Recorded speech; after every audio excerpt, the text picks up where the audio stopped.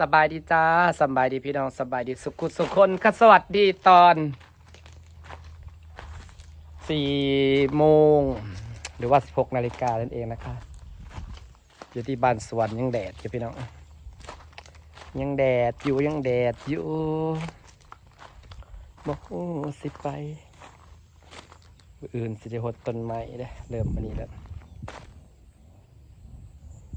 อื่นสิได้รดต้นไม้แดดเริ่มออกพี่น้องว่าก่อนหน้านี้กับฝนตกลิ่นแต่ฝนคำว่าบดแต่กับฝนยังสิตกอยู่วันนี้เราจะมา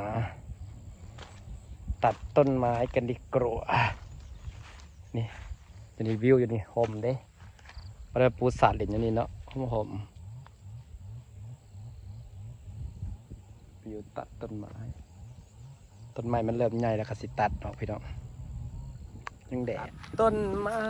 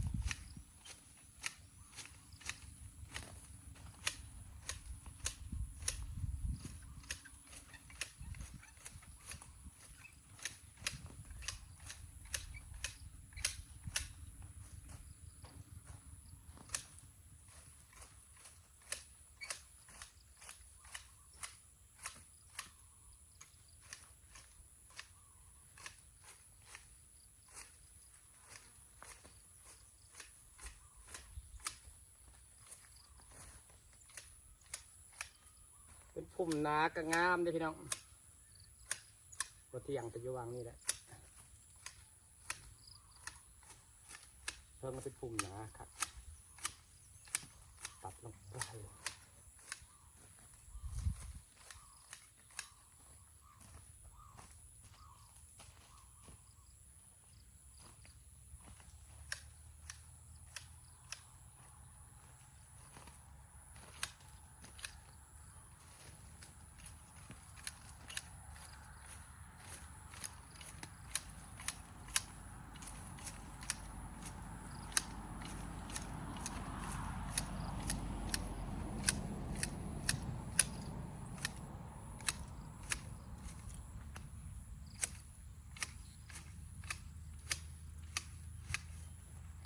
เพิ่งเป็นพุ่มนะครับ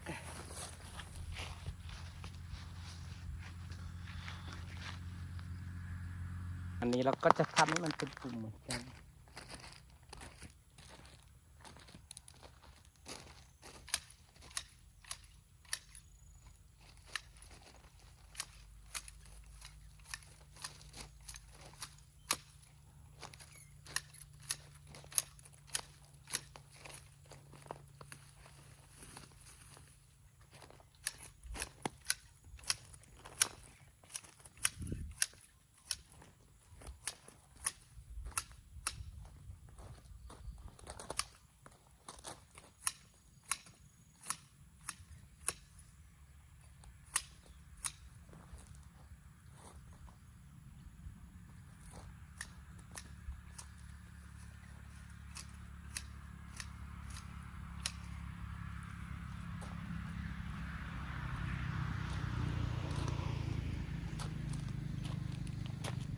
เสือสีได้พรุมเราจะได้พุ่มพี่น้องตัวต้นดอกแก้วต้นนี้นะงามๆต้นอื่นผัดจากเหลือง ต้นนี้นะงามเป็นผุ่มงามเลย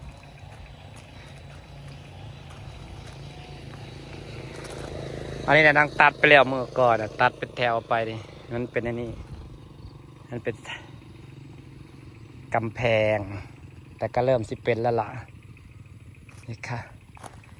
จะไปเก็บหมากไม้ไปมุมก็อันนี้มาใส่หมากเกี้ยง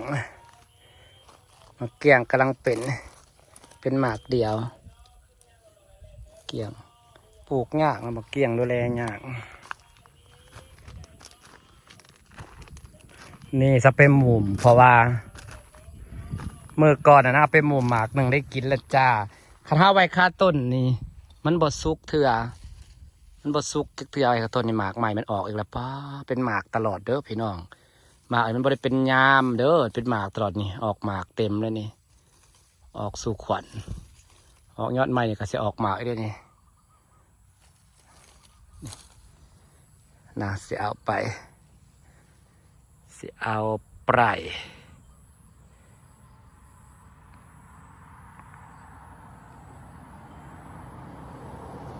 เอาไปมุมไว้บ่มุมบ่ได้กินดอกสุกเถื่อสุกย่างแต่ว่านางเท้าเต็ดมันน่ะสุกแล้วได้กินแล้วนี่4หมากต้นนี้เป็นหมากใหม่กระไร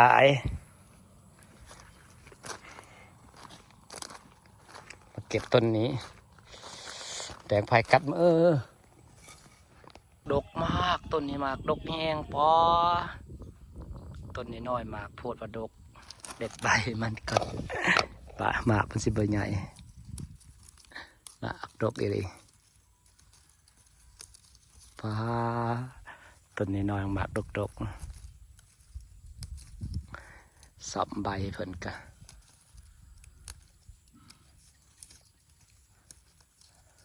ใบเอาจะน้อยใบลายโพดจะใหญ่ไว้ปุจจะดกต้นนี่นะโพดโพ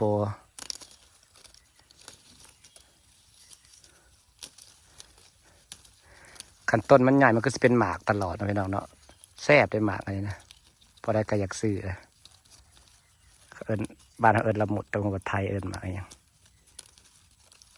ละมุดนี่ออกในจังหน่อยใบมันลายโพด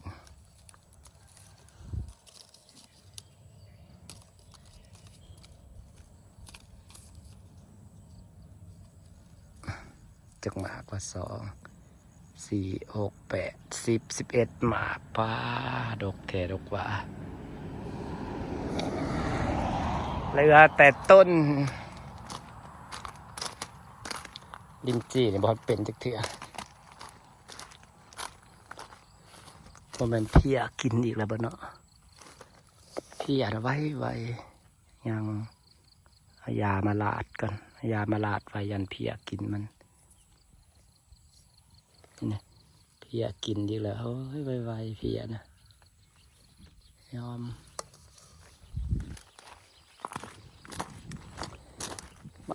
กระทันอยู่ใส่ส่วนมากระทันก็ใหญ่แล้วพี่น้อง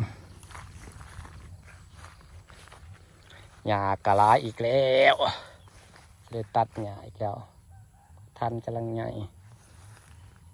นี่ละคำบักทันภูขากำลังใหญ่โอ้ดกเติบอยู่เด้อสีดกปีที่2ที่เขาปลูกเนาะกระดกเติบอยู่ปี2กระดกเติบอยู่จ้าพี่น้องจ้าได้ละมุดไปกินแล้ว